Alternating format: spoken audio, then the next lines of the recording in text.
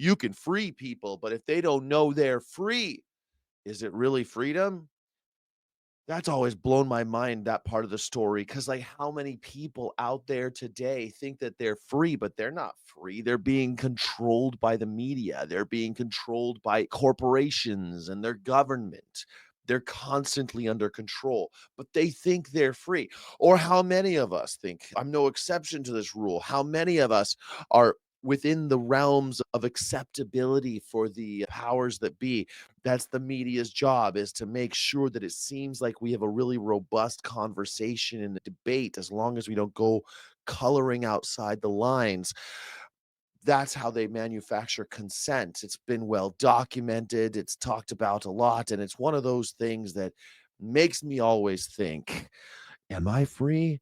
Am I making these decisions on my own? In the philosophical sense, is there free will? But that's all kind of ephemeral, esoteric. Really think the thing we should concentrate on today when we think about Juneteenth is how much real, honest to goodness slavery is happening. Actually, people owning others, individuals owning other individuals who would rather be free.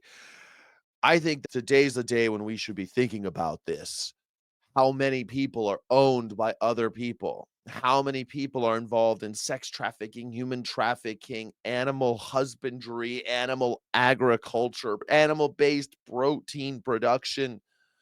Why do we own others who would rather be free? The concentration camps we're building in America, the ones that already exist in America in places like Guantanamo Bay in Tennessee and Louisiana, what about them? We own them now, don't we?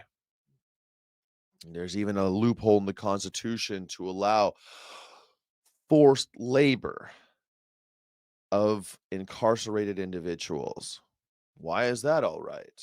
They lose the right to their own labor because what? Because we've decided that something like, I don't know, having marijuana is illegal. So now you work for us.